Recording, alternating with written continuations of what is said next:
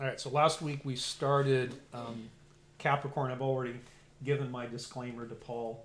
I told him he was jumping in the middle of a series, and for most Christians, it's kind of a dubious thing to equate the Bible with the signs of the zodiac. But let me just give my big disclaimer: astronomy and the study of the stars and astrology are two different things. God made the stars; He made the constellations. He even claims this throughout the Bible, through the Psalms, and particularly in Genesis and the book of Job.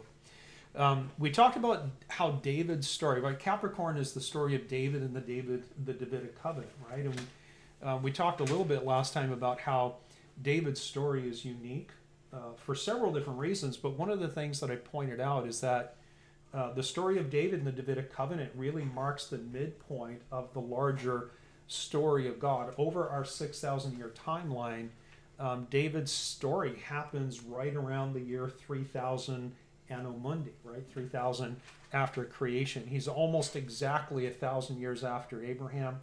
He's almost exactly 1,000 years before Christ. And let me show you where we are on the timeline. Now, this little screenshot, I didn't put this together, but several years ago when we had one of our retreats and meetings up in, hey, Ebony, when we had one of our retreats and meetings up in South Carolina, there's a guy from Sweden named Anders who's kind of part of our international ministry, and he put this great PowerPoint together that puts Tim's Time of the End book and all the data into a PowerPoint presentation. So I thought I would just kind of capture that and take a look at where we are. You can't really see it. I probably should have used different colors, but there's a bracket down there between where it says Judges and David, Solomon's temple, all the way to the captivity. So the Davidic covenant, or the time period in the history of the Jews that's represented by Capricorn, runs from about the year 2900 to 3430 Anno Mundi, right? And we're counting from creation forward. Just to give you some additional data, just again, I like to build context, right? And it's nice every once in a while to stop and sit back and look at the bigger picture. David was born in the year 2900, right, after creation. And that was exactly 400 years after the Exodus, which was in the year 2500. So that's 400 years after the events at Mount Sinai. In 2936, David takes the throne. He was 36 years old, and he reigned for 40 years. In the year 2976, Solomon took over the throne. And even though the Bible doesn't state specifically how old Solomon was, I think most scholars, if you check commentaries and read some articles, most scholars agree that he was about 20 years old. Some argue 12 or 14, but I'm not sure exactly where they get that from. So 2976, Anno Mundi, Solomon takes the throne. In the year 3000, which is exactly half of the biblical time period that we see when we look at the biblical data, right in the midpoint is where the first temple was finished. Right, and I think that's a significant marker in terms of the timeline. And then in the year 3430, so 430 years later, then we get into the story of the first exile, which is the Babylonian captivity, and Nebuchadnezzar is represented in the Mazzaroth in the zodiac with the symbol of Aquarius, or the constellation of Aquarius. Now, that's where we are in the bigger picture. And last week I showed you this graphic that I put together. And what I did is I reorganized the symbols of the zodiac, or the Mazzaroth, into different components of God's story. And you'll notice here I've labeled them acts because we're telling a story, right? Act 1, Act 2, and all that kind of stuff. And it's interesting, not that this has anything to do with anything, but I was doing a little bit of background research on like the construction of stories and plays. And Shakespeare, all of his acts, or all of his plays, were broken down into 5 acts, which is, I just thought was kind of interesting. But like I said, doesn't determine anything. David's story, symbolized by Capricorn right in the top middle there, takes all the backstory of the prologue, right? Creation, the fall of man, and the flood, as well as all the groundwork of those other 3 symbols there, Libra, Scorpio, and Sagittarius, the stories of the Abrahamic covenant, the Mosaic covenant, and the time of Joshua and the Judges. The story of David takes all of that and it shifts the story to focus more heavily on the coming Messiah. all up until this point, everything is backstory and preparation, because as we know, the end of the story is the return of the king, right? The guy who comes back, who created everything, and everything he created was his own inheritance, or is his own inheritance. And, in fact, when you compare the amount of prophecy about Christ in David's Psalms, in the books of Isaiah and Jeremiah, Ezekiel, and even Daniel, all of which happen during these two symbols of Capricorn and Aquarius, all of the prophecies that we almost invariably refer to when we want to understand about the earthly ministry of Christ and then the return of the king, all of those things happen within this time frame, right? The time frame of the Davidic covenant, and what we'll see when we get to the next sign, talking about the first exile in the Babylonian captivity. In fact, there isn't even a comparison in the quantity of data that's available within the symbols of Capricorn and Aquarius compared to all the prophecies that are contained into Genesis all the way up through Judges, right? Not even close in terms of the amount of information. Capricorn, or the story of David, the Davidic covenant, takes the story out of the era of a nomadic, developing nation that's really in many ways a nation that's focused on survival. They're ruled by a prophet, occasionally judges, and it takes the story out of that context and puts it into the era in the context of a monarchy. And we talked a little bit about the monarchy before we ended last time. Now, I think one of the most significant points that I made last week is this idea that the entire story of God from Genesis to Revelation, it's being driven forward by two covenants that make up the entire storyline, right? We talked about what I call the Father-Son covenant, and from now on, I think I'm going to refer it to as the inheritance covenant, and that's my terminology. I made that up, so I'm not saying that this is in the Bible or biblical scholars agree that this is just my own terminology, the inheritance covenant, and the second covenant, of course, being the Abrahamic covenant. And then every covenant beyond these, including the Davidic covenant, are really subsections contained within those two. And I would argue even the Abrahamic covenant is a subsection of the inheritance covenant, and I want you guys to tell me why that is. Why is the Abrahamic covenant part of and not separate and distinct from the inheritance covenant? Because the inheritance is Christ's inheritance. So the land and the people in the Abrahamic covenant were the land and the people of Christ's inheritance. Yeah, what's the point of the Abrahamic covenant?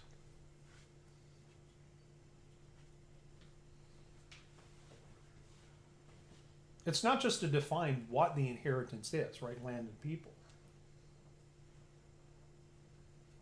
What's the point of the Abrahamic covenant? Restoration? Yeah. Kind of teasing around the edges of what I'm thinking about. It's really to designate the lineage through whom the seed or Christ would come, right? That's why Abraham, Isaac, and Jacob are called the forefathers, not just the forefathers of the nation of Israel. They are literally the forefathers of the Messiah of Christ. And so the purpose, the intent of the Abrahamic covenant was to define the election process that God would use to get to Christ through all the generations of people from the time of Abraham forward. That's the point. All right. Again, not just to define what is the inheritance, its land and its people, but how are we going to get there? How is God going to fulfill his promise to his son? And how do we get to Christ from where he was? Now, just take a look at this, and I think this helps me, I think graphically anyways, right? So both the inheritance covenant and the Abrahamic covenant are up in the corner here. They're personal, they're permanent, and they're unconditional, right? You look at this inheritance covenant, the Father spoke to the Son. It's a personal covenant. It's an agreement between the Father and the Son that he will permanently hand over the land and the people that they were about to create together. And there were no conditions attached to this other than, you might argue, ask of me, right? In Psalm 2, he says, "Today you are my son, I've begotten you, ask of me, and I will give you the nations as your inheritance and the ends of the earth as your possession. Right? But both of these are personal, permanent, and unconditional covenants. And the Abrahamic covenant fits within this inheritance covenant because it was God, or is God's first step towards calling Christ to repair the very inheritance that was broken and spoiled by the disobedience of man. And the Abrahamic covenant was given personally to three people, right? God spoke to Abraham personally, Isaac personally, and Jacob, and he reiterated the covenant every single time and said, hey, I'm going to do it through you. And at some point he swore a unilateral oath, right? So it is also unconditional. God was going to make it all happen. But then along comes the Mosaic covenant. But the Mosaic covenant fits within the Abrahamic covenant. Again, it's not separate and distinct, but as where these two covenants are personal, permanent, and unconditional, the Mosaic covenant was national. The Mosaic covenant was given to the entire nation. It wasn't given to a single person. And through the history of the people and what we see in the Bible, we know that the Mosaic covenant was temporary possession of the land. It was conditioned upon their obedience to the law, and because it was conditional, it involved both blessings and cursings. It was, and I think it's important to note the distinctions there, particularly the fact that the Mosaic covenant was a national covenant, not a personal one, and that there were conditions associated with that. Now, can anyone guess why I have the Mosaic covenant in this color gradation going from left to right? You'll notice the other two covenants the boxes are just a solid color. Why do you think I would put a gradient on that color? What do you think I'm trying to represent there? And eventually it goes from one type to another. Like what? Like from obeying the law rigidly to going to Christ. I see what you're saying, but not what I was thinking. But thank you for being brave enough to say it. Yeah, Caleb. Does the red represent the curse aspect? Yeah, that's right. The blessing and the cursing, right? Because, when you look at the inheritance in the Abrahamic covenant, there's only blessings associated with this. There were no curses. God didn't say, the Father didn't say to the Son, ask of me and I will give you the nations and the land, but if you don't ask, bad stuff's going to happen. He didn't say that. He also didn't say anything to Abraham about experiencing some kind of a curse if he didn't follow through. He didn't do that. But when God gave the law on Mount Sinai and the nation entered into this contract as a unit, he made it very clear over and over and over and over and over again, if you obey me, you get this. If you disobey, guess what's going to happen? And it wasn't just the kind of repeated cycle of nations subjugating the Jews and then having to live like under the authority of these pagan nations, which we see right through the book of Judges, and we see it, even through the rest of the book of Kings and all that kind of stuff. It was really, let me ask you guys, ultimately, what is the curse of the law? Nobody can be saved through the law. Yeah, but that's not a fault of the law, though, right? Paul argues about that in Hebrews, or not argues about it, but he argues in Hebrews that the law was perfect. The problem was man, right? The law could have afforded salvation if man could have kept the law. Curse is death. Ultimately, yes, but in terms of practical temporal cursings, like with the nation, what happened with the nation when they were disobedient? Think Leviticus 26, if you know what I'm talking about. Evicted. They were evicted, right? It was exile. Now, Leviticus 26 predicts two exiles. The first one is the Babylonian captivity, which is going to be our next Mazzaroth symbol. But the second exile began in AD 70 when the temple was destroyed by Titus. And they're still, the Jews are still in exile in that sense. Yes, I know they occupy Jerusalem, but they don't occupy the entire land. They certainly don't occupy it in peace. So there's no way you can claim that the Jews, having returned as a nation, is a fulfillment of God's promises to Abraham, because they don't own the whole land and they're constantly at war. And that's not what God described. He said, when I give it to you, it's going to be permanent, peaceful, and you're going to own the whole thing. And that promise was given to Abraham personally the nation's participation in that was, again, completely conditional. So it's important for us to know that the Mosaic covenant is still in place. But the side of the covenant that the Jews are in right now, it's the curse side of the covenant, not the blessing. Does that make sense? And that's really important because it helps us get away from this idea that the Mosaic law, the old covenant, is done away with. And God's not dealing with the Jews anymore. He's just dealing with the church. And the church has replaced the Jewish people. And that's not accurate. That's not biblically accurate as well. So we have the Abrahamic covenant as part of the inheritance covenant. The Mosaic covenant is a subsection of the Abrahamic covenant that allowed the nation to benefit from the agreement that God made with Abraham, but it put conditions on them. But it's still part of the same agreement. It's still part of the same covenant. And then along comes the Davidic covenant, which is going to be the probably the topic for next week. The Davidic covenant, in my estimation, is part of the Mosaic covenant. Now, why do you think I say that? Did the Davidic covenant abolish the Mosaic law? Yes or no? No. It didn't, did it, right? In fact, the context under which the Mosaic covenant or the Davidic covenant was given was the context of the Mosaic covenant. David was the king that served the law. He led the people who were bound to God through the Mosaic covenant. And when God issued his promise to David the individual, because I don't think I have it up there, but the Davidic covenant is also a personal, permanent, unconditional covenant. When he said, from your loins will come the Messiah who will sit on your throne forever, when he gave that promise to David, he didn't remove David from the law. He said, guess what? I'm going to give you your own law. You don't have to follow the Mosaic stuff anymore. He didn't do that. He didn't remove the law from the nation either. He chose David's lineage as the vehicle to ultimately fulfill the righteous requirements of the law through Christ, so that people who were joined through Christ can enjoy the blessings of the Abrahamic and the inheritance covenants. But the Mosaic covenant remained during the time of David and beyond, and it still is today. It's just that the Jews are under the curse of the law, not the blessings of the law. And that's why the boxes end, because I'm trying to imply a timeline here. All of these boxes end at the same point, don't they? All of the covenants are fulfilled at the same time, with the same event, with the same person. Again, everything points towards Christ because he is the heir of all things.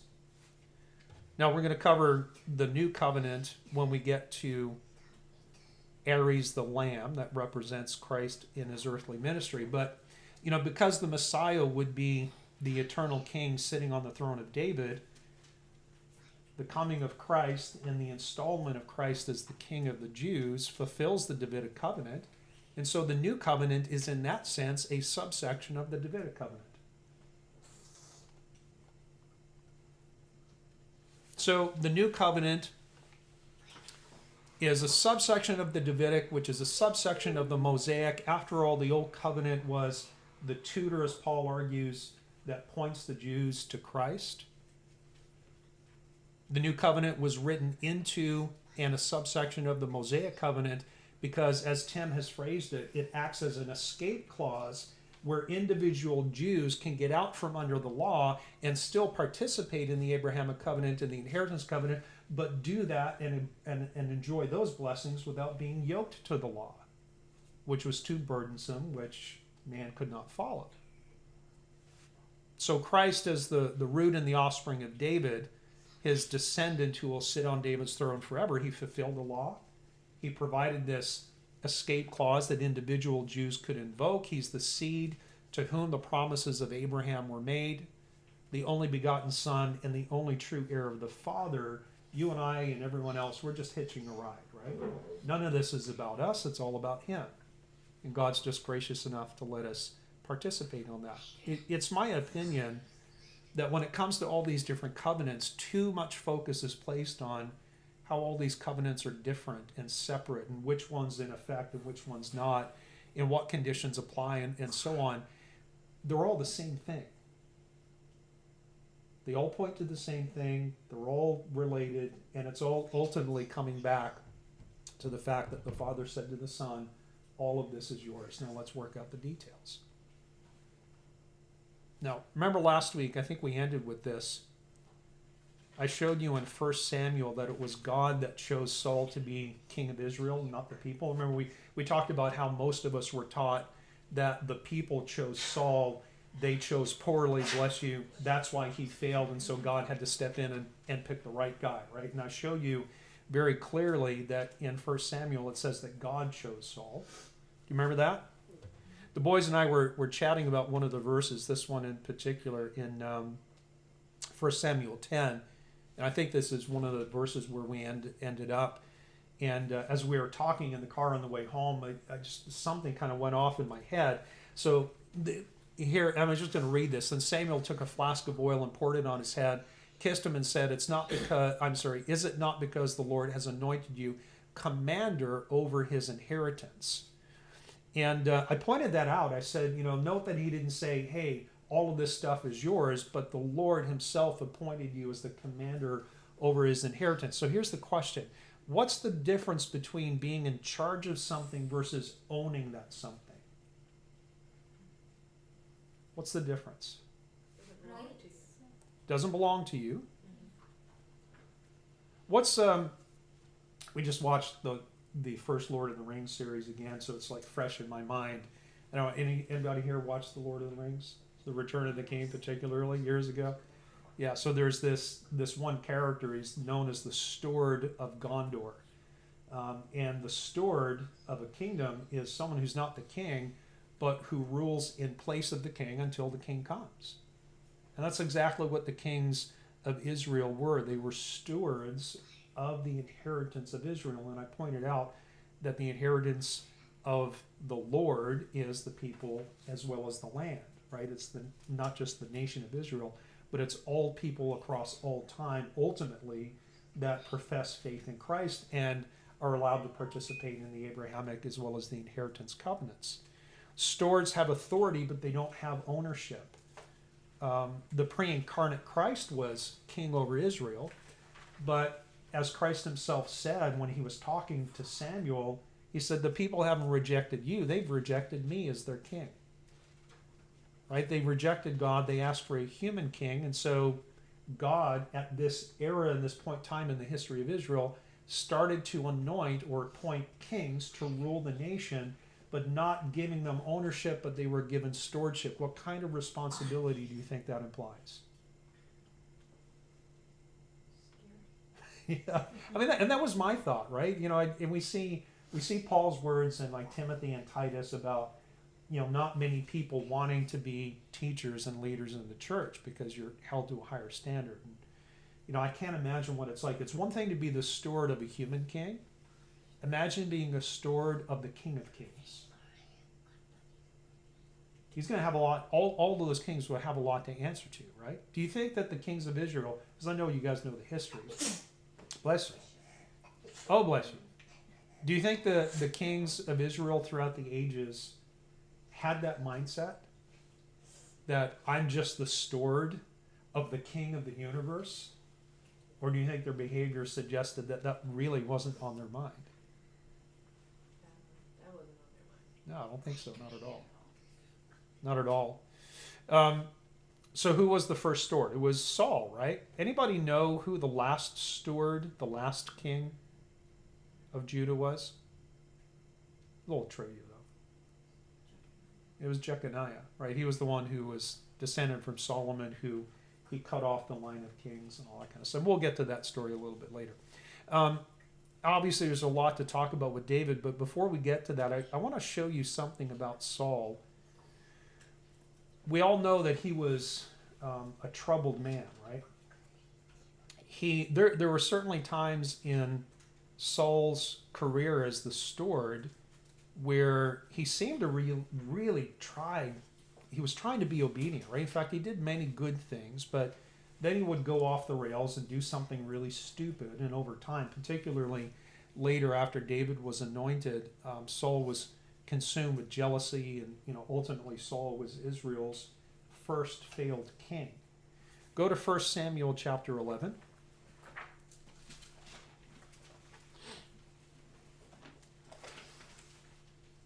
Right before where we're going to pick up, in chapter 10 is where Saul is anointed by Samuel. But at this point, he wasn't actually installed as the king of Israel. And in chapter 11, we see this short description of how Saul, and again, this is before he was actually given the position of king. Saul musters troops to fight against the Ammonites, and he saves the people of Jabesh Gilead, which is kind of to the northeast, on the other side of the Jordan River, where Jerusalem is right now. And you can imagine what that did for Saul's reputation among the people who had asked for the king, right? So people ask for a king. God tells Samuel to anoint Saul, but he's not really king yet. And all of a sudden, there's this threat from the Ammonites, and Saul musters an army and goes and takes care of business. And then he comes back. You can imagine all the people are going like, yeah, we picked the right guy. He's big. He's taller than everybody. And he's so good looking. He's the perfect king. He's a military genius. Now, at the end of the battle, Saul says this in, or we see this in verse 14. So 1 Samuel 11:14. Then Samuel said to the people, "Come, let us go to Gilgal and renew the kingdom there." So all the people went to Gilgal, and there they made Saul king before the Lord in Gilgal. There they made sacrifices of peace offerings before the Lord, and there Saul and all the men of Israel rejoiced greatly. So a couple of questions. Number one, why Gilgal? And here's Gilgal right here. It's just a little bit above, like northeast of Jericho. So why did Samuel say, let's go to Gilgal and renew the kingdom there? What's the historical significance of Gilgal? Is that where the stones are? Yeah, exactly. In fact, Gilgal was the first place that the Israelites made their camp when they crossed the Jordan with Joshua. It's where they set up the 12 memorial stones, and it's also where the men of Israel were circumcised before God would let them go march against Jericho, right? So there's a lot of historical significance about that particular location. But I want you to read this verse again. Verse 14, then Samuel said, "Come, let us go to Gilgal and renew the kingdom there." What does the text mean when it says that? And do you think that there are any potential interpretational inconsistencies with what you might know or think?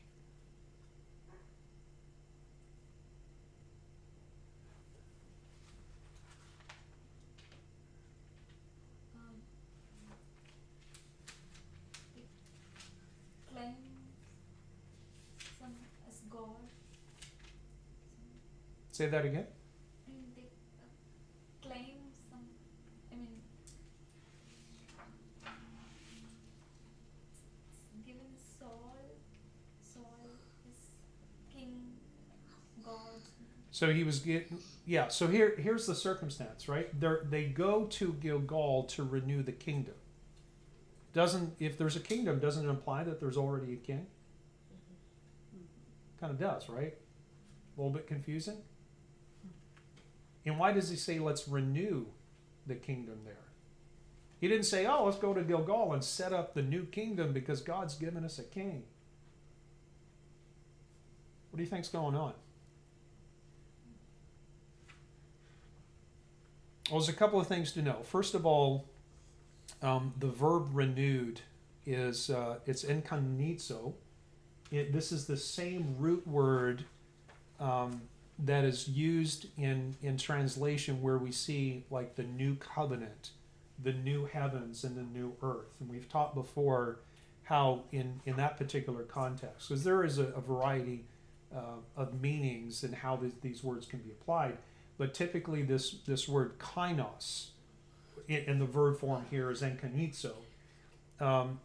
It basically means a renewing or a refreshing of something that was already existent but had fallen down or fallen into disrepair. So when Samuel said, let's go renew the kingdom, he was saying, let's go fix this. He was trying to fix, God was fixing something that had been broken in a sense. Now, if it's a renewing or a refreshing of what was already there, here's what I believe this is referring to. When the Jews came out of Egypt, they were united as a kingdom under God, under the Lord as their king. Right? Because remember what Jesus said to Samuel. He said, they're not rejecting you. They have rejected me as their king. When did Jesus become their king? The pre-incarnate Christ. When did he become their king? He was always the king. When did the nation become a nation? When they made the covenant. When they made the covenant with him on Mount Sinai. When they made the covenant on Mount Sinai, right? So, when the Jews came out of Egypt, they were united. They were a kingdom at that point when they made the agreement with the Mosaic law. When Moses read the covenant and they said, yes, whatever the Lord says, we will do. And it was even ratified with the sprinkling of blood and all that kind of stuff. And you can go back and read about that in Exodus 19, 20, and the chapters that are a little bit after that. So they come out of Egypt. God is their king. Moses is God's representative. But after Joshua died, you remember what happened after Joshua died? First of all, there was no clear leader within the nation, within the kingdom. Even though God was still the king, the kingdom was essentially split into more or less of a tribal system. Dan went off to their place, and Benjamin went to their place, and Issachar went to their place. So the tribes split up. And that's why through the period of Judges, we ended up seeing the judges rising up to lead the nation, to unite the nation, because when they were split up, they weren't united. Even though they had the pre-incarnate Christ as their king, they kind of lost their cohesion as a nation and as a kingdom. Samuel himself was the last judge, and by electing Saul and anointing him and installing him as the king, the nation was again united under a kingship. And God allowed it. Remember, God said to Samuel, they haven't rejected you, they've rejected me. And by the way, go over here and this guy Saul is going to show up, you're going to make him king. God chose Saul, the people didn't. But with this monarchy, remember, we're at the very beginning of an era. It's a completely different arrangement in how God is dealing with his people. There's a cost to the monarchy. Remember what Samuel said to the people? All right, you've asked for a king, but guess what? Here's what's going to happen. He's going to take all your stuff and all your kids. He's going to make them go to war. He's going to take your horses. He's going to take your produce. If that's what you want, God's allowing it. It's going to happen. So there's a cost, but there is a hope embedded within the monarchy itself. Go to 1 Samuel 12:12.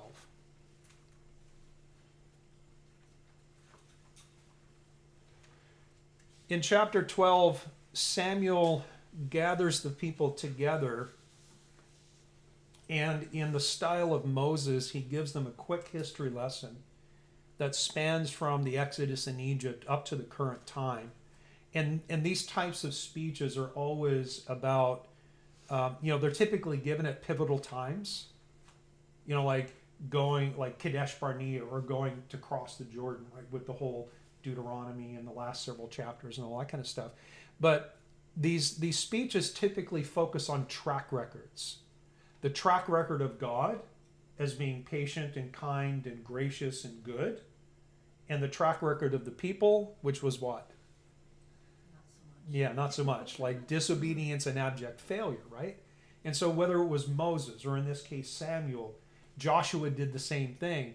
Whenever there was a transition in the economy and the covenants of God, then the leader brought everyone together and said, okay, here's where we are, here's our history, here's what's going to happen, make your choice.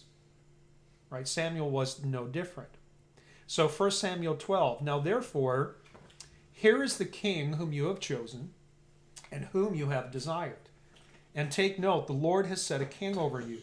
If you fear the Lord and serve him and obey his voice and do not rebel against the commandment of the Lord, then both you and the king who reigns over you will continue following the Lord your God.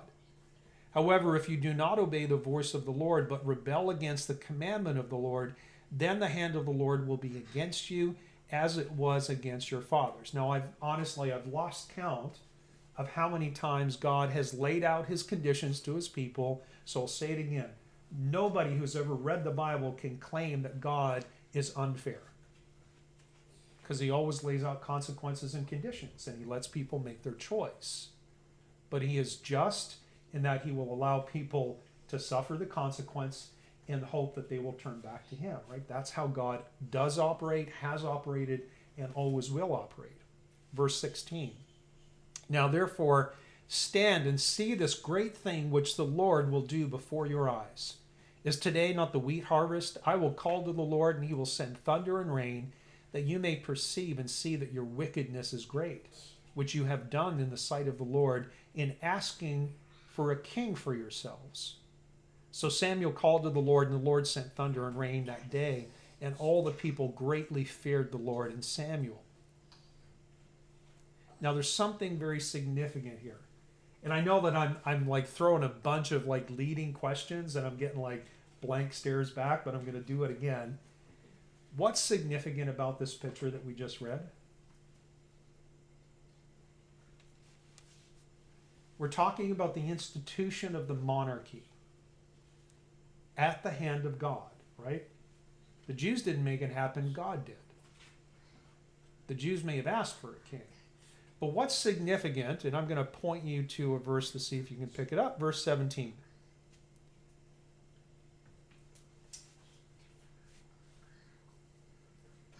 It's roughly Pentecost. It is Pentecost. Yeah. It's the wheat harvest, right? So we have our three major feast days. Passover is barley, Feast of First Fruits. Pentecost is the wheat harvest. And then the fall harvest, Sukkot, Day of Atonement, Rosh Hashanah, that's the grape harvest. The monarchy was instituted on Pentecost. The same day that the pre-incarnate Christ claimed himself to be king of Israel when he brought them out of Egypt. Isn't that cool? The same day that they agreed to the law and agreed as a nation to be bound under the laws of the king. And it's also, obviously, 1,030 or so years later, when the people of Christ entered into yet another era, the New Covenant, which we'll get to in a different story. The monarchy began at Pentecost. They traded the real king for an earthly king. At the same time of year, probably, I'm going to even say on the same day. Is today not the wheat harvest? There's a reason that statement is in there. It's to focus us to a time period. It's to focus us to an element of the bigger story, which is all of these feasts of the Lord ultimately point to the true king. Passover, his death and resurrection. Pentecost is empowerment of the church, the time that he gave the law and the rules of the kingdom to the Old Testament people. And then the fall, Day of Atonement, the return of Christ, wrath and judgment on the wicked, and the marriage supper of the Lamb, where we get to eat with him in the kingdom. His symmetry and his pinpoint precision through thousands and thousands of years, where specific events happen within certain time frames. It's just the parallels and the symbolism, I think, is extremely powerful here. Here in 1 Samuel, God even throws in a spectacle of thunder and rain. Is this not the wheat harvest? See now what the Lord will do. He's going to send thunder and rain. Does that remind you of anything related to Mount Sinai and Exodus? What happened when God descended on the mountain when they assembled at the foot of Mount Sinai? Exodus 19, 18-ish. Clouds and thunder. Thunder and fire and lightning, and the people were absolutely terrified. It's like a mini Mount Sinai. Now, it wasn't at Mount Sinai, it was in Gilgal. But in terms of the time of the year, in terms of like anniversaries, he switched the kingship at the same time in the festival schedule. So that's one very cool thing. Now, there's something else here in verse 17, Samuel says to the people, and I'm going to paraphrase, your wickedness is great in asking a king for yourselves. He implies that they shouldn't have done that, right? Now, does this contradict what I said last year, that the people didn't do anything wrong asking for a king? Because that is what I said. I said it wasn't the king, I said God chose Saul. I said it was in his plan, it was in God's plan to have a monarchy. But clearly, I mean, Samuel says it's wicked what they did, right? You ask for a king, that's wicked. So who's wrong, me or Samuel? Be careful.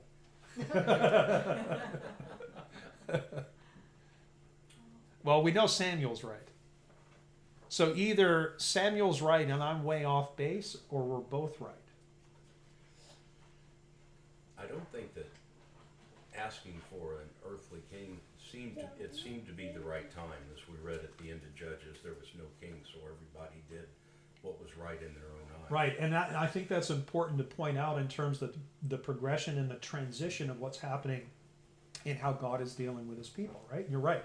4 times towards the end of Judges, there was no king in Israel. The people did what was right, and around that, the implication was, hey, if we had a king, or if Israel had a king, things would go better. I interrupted you again, so keep going. No, I'm just thinking what Samuel seems to be pointing out to them is they're rejecting God. Mm-hmm. They're rejecting a theocracy for a monarchy. Mm-hmm. And that was the evil in his eyes, I think. Anybody know who? I know Kathy does. Who knows who Hanna was? Go to 1 Samuel 2. His mother, right? Go to 1 Samuel 2. So this lady, Hanna, mother of Samuel, Hanna was married to this guy who had 2 wives. But Hanna, and this is a story we've seen before, right? 2 wives, one was barren, the other one was not. Hanna was the barren one. And the other wife persecuted her mercilessly because she was able to give her husband children, but Hanna was not. And in chapter 2, we read this story.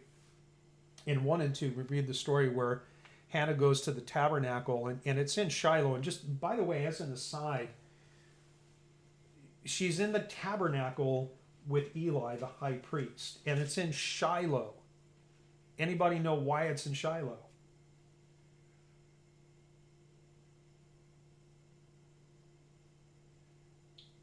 Joshua put it there.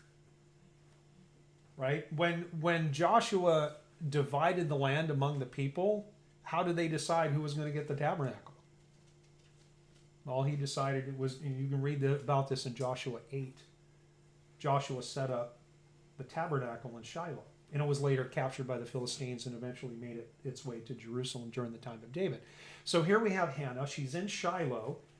It's a feast day, and it talks about how her husband, because she was her husband's favorite, even though she was not able to bear him children. And so it talks about how they would go, he was a very, very devout man, and they would go to the tabernacle on the feast days, and he would give Hanna a double portion. Is what would happen is they would bring their animals and their produce. They would give stuff to the priests. The priests would basically barbecue it, and the people would get back a portion of the things that they had given to the temple. And they would sit there, and they would actually celebrate and feast in the temple with the things that they brought to the Lord. And so her husband would give her a double portion, because I'm sure he felt bad for her, but he loved her. She was his favorite. And so she's praying, and if you read through the story, she's praying silently. Her lips are moving, and Eli assumes that she's drunk and she's just babbling. And he comes up to her and says, hey, you're in the tabernacle. You shouldn't be drunk. He kind of gets a little angry at her. She says, no, my Lord. But, she explains what she's doing. And she just basically throws herself on the mercy of God. And she says, if you will give me a child, I will dedicate him to the Lord. And so she gets pregnant. And after she weans him, she brings him to the tabernacle to give her baby to the temple to be in the service of Eli. And Samuel is that little child. And he goes on to become a prophet and the final judge. And what happens in chapter 2 is that Hanna breaks out into this spontaneous prayer, just like Mary did. when the angel came to her and said, guess what? You are going to bear the Messiah. It's called Mary's prayer, right? And a lot of scholars look at the prayer of Hannah and look at the structure of the prayer of Mary and say these are very, very similar, extremely similar. So you might want to go back and just read through those and note some of the similarities. I want to read her prayer. 1 Samuel 2. I'm just going to start in verse 1. And Hannah prayed and said, my heart rejoices in the Lord. My horn or my strength is exalted in the Lord. I smile at my enemies because I rejoice in your salvation. No one is holy like the Lord, for there's none beside you, nor is there any rock like your God. So Hannah is expressing her joy at him giving her the desire of her heart and almost kind of like vanquishing her enemy, which would be her husband's other wife who was persecuting her. And she talks about how God is incomparable, right? She opens up with this praise of the majesty of God. In verse 3, talk no more so very proudly. Let no arrogance come from your mouth, for the Lord is the God of knowledge, and by him actions are weighed. And she basically gives a guiding principle that arrogance prevents you from knowing God. And God will bless the humble. It was Chase's like life verse last night when we were at his senior night. What was it? James 4, James 4 6? I think. Can you quote it? But he gives more grace, something, and then it says God, Something. And he God says something. God resists the proud, but And gives grace to the humble, right? Verse 4, the bows of the mighty men are broken, and those who stumbled are girded with strength. Those who were full have hired themselves out for bread, and the hungry have ceased to hunger. Even the barren has borne 7, and she who has many children has become feeble. And she talks about how God reverses the fortunes of the humble and the obedient people, and also reverses the fortune of those who are arrogant and prideful. Verse 6, the Lord kills and makes alive. And now she starts talking about how God is sovereign and he's got authority and ownership over everything, right? She says, the Lord kills and makes alive. He brings down to the grave and brings up. The Lord makes poor and makes rich. He brings low and lifts up. He raises the poor from the dust and lifts the beggar from the ash heap, to set them among princes and make them inherit the throne of glory. For the pillars of the earth are the Lord's, and he has set the world upon them. And now in these last 2 verses, she prophesies. He will guard the feet of his saints, but the wicked shall be silent in darkness, for by strength no man shall prevail. The adversaries of the Lord shall be broken in pieces. From heaven he will thunder against them. The Lord will judge the ends of the earth. And note this, he will give strength to his king and exalt the horn of his anointed.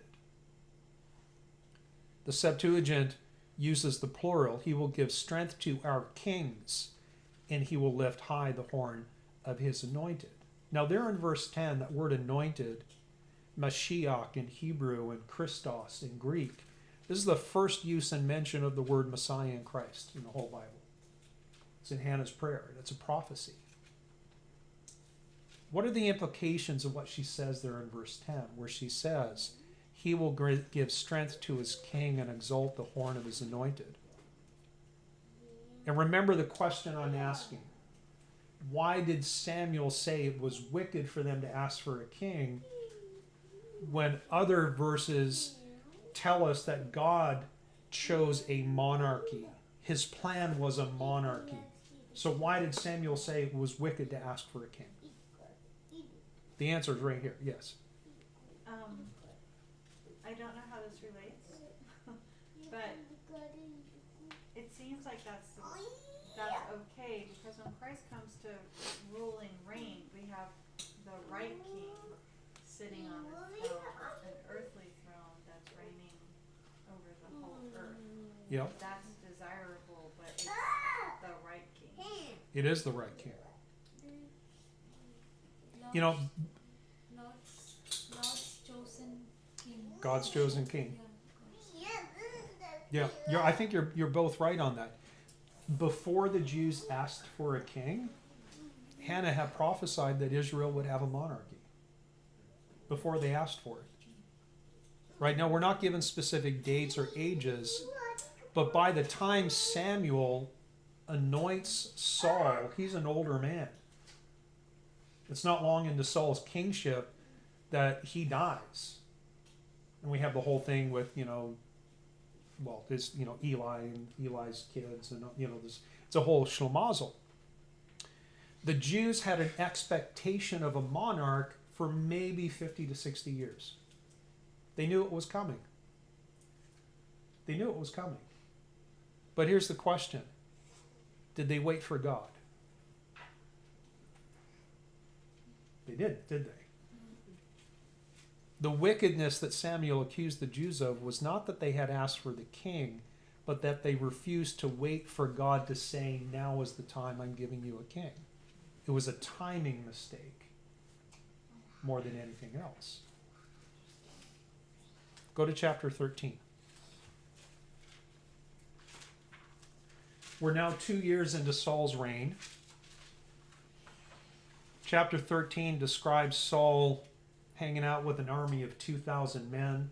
His son Jonathan, and this is the first time his son Jonathan is mentioned in the Bible, he's got another 1,000 men, and he's off somewhere else, and Jonathan attacks this Philistine garrison.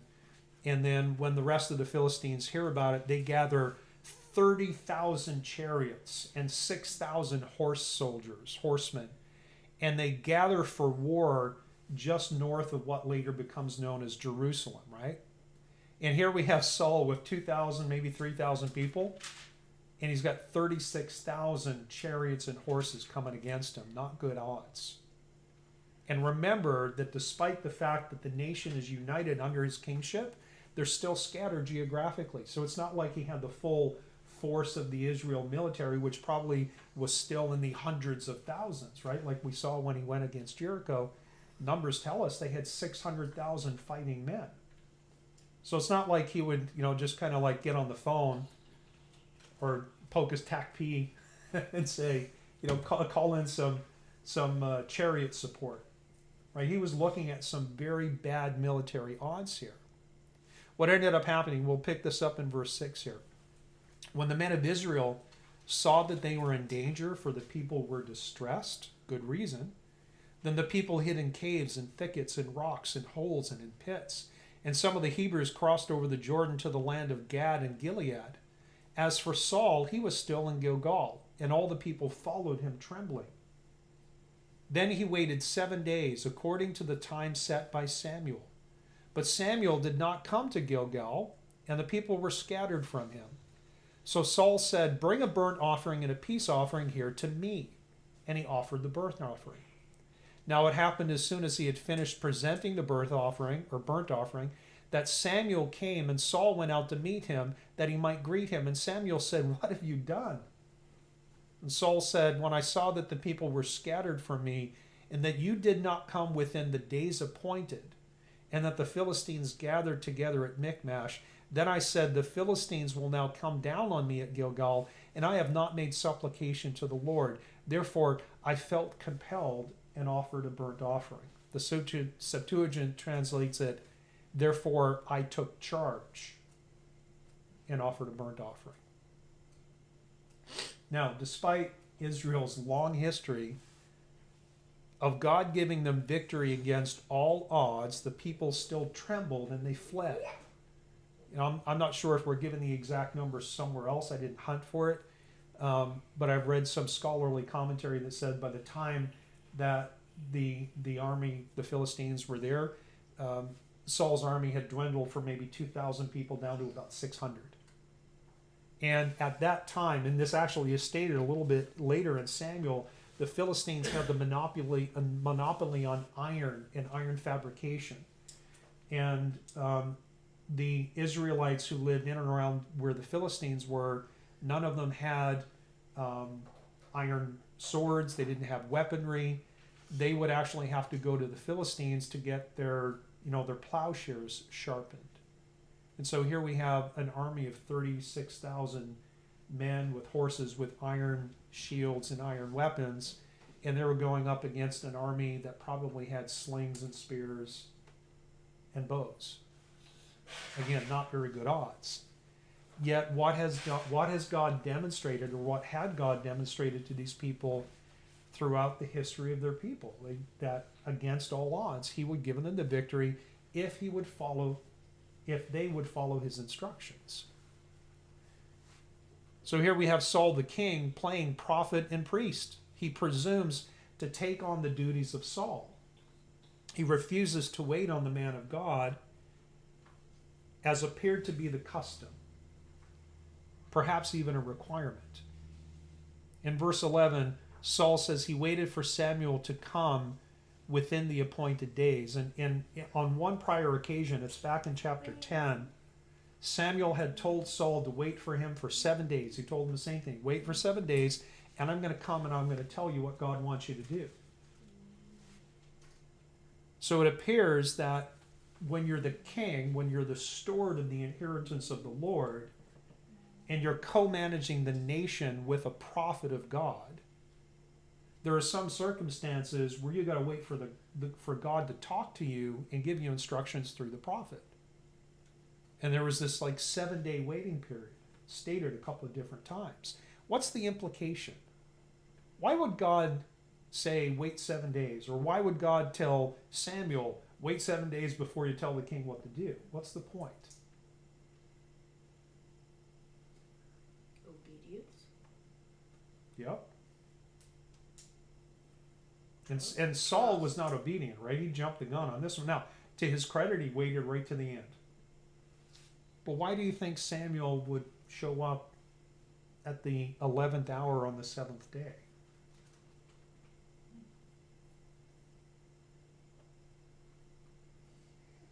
Do you think it was a test of Saul's character and his trust in God? Here's what I imagine. I'm Saul, and all my men are deserting me. The Philistines are coming, and they've got 36,000 horses, men, chariots. They have iron, we don't. I start with maybe 3,000 men. I've got maybe 600 left. War is inevitable, and it's a vastly superior force. They're getting closer. They're getting closer. Days go by. Samuel's still not here. I don't know if God's going to give me the victory. Give me that lamb. I'm going to burn it myself. That's what he did. Completely against the command of God. Now, Samuel showed up within the time frame that he'd specified, and I'm going to use the term that we all equate with David. If he was a man after God's own heart, he would have trusted God. He would have waited. He would have waited for. They could have been 30 feet away, the Philistine army. And if Samuel showed up and said, "Okay, God's going to give you the victory, start marching," he would have had the confidence, right? Because of the history of men like, I'm blanking now. Somebody help me out. What's that? Gideon? Yes, thank you. That's the one I was thinking of. Men like Gideon. I think that's a good lesson for all of us. We all do that. We don't wait on God to give us the answer. No. We take it into our own hands. Yeah, early examples of all of that stuff, right? Abraham and Sarah, Hagar, Ishmael, and many other examples beyond that. Here's one of the points is the cost of disobedience is high, especially when you're in positions of authority and leadership, and even more so when you are the steward who's in command of the Lord's inheritance.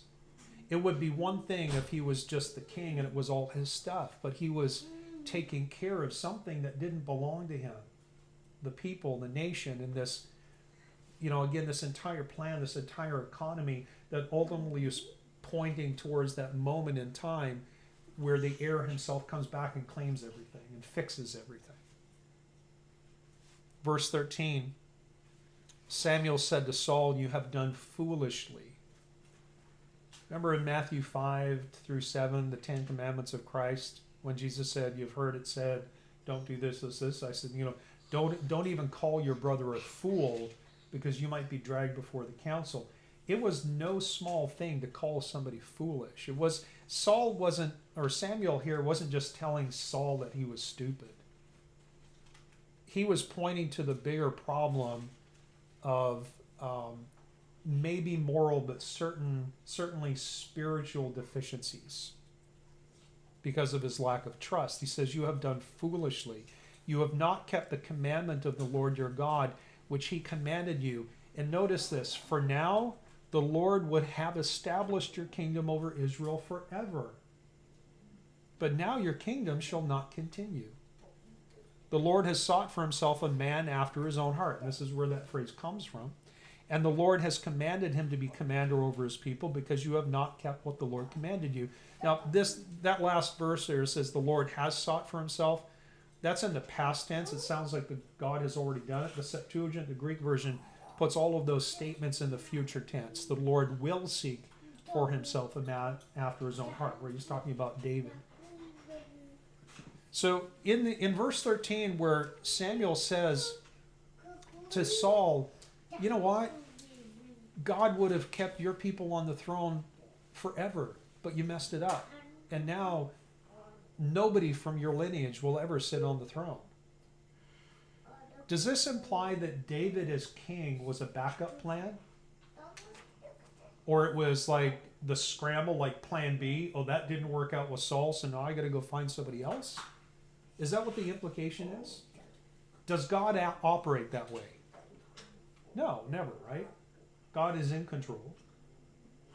So what's the implication when Samuel clearly says that God was willing to let his entire line be the kings of Israel? What tribe was Saul from? Benjamin. Tribe of Benjamin, right? So could Saul's line have produced the Messiah? And why not? Had to come from Judah. Why did it have to come from Judah? Because it said so. Because God said, right? Genesis 49. When Abraham's prophesying over his children, he says of the tribe of Judah, he said that, the scepter shall not depart from the hands of Judah.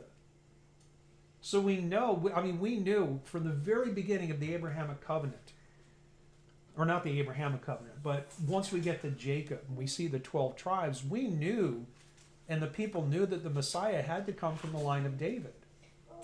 Yet God was willing to put Benjamin on the throne forever. The implication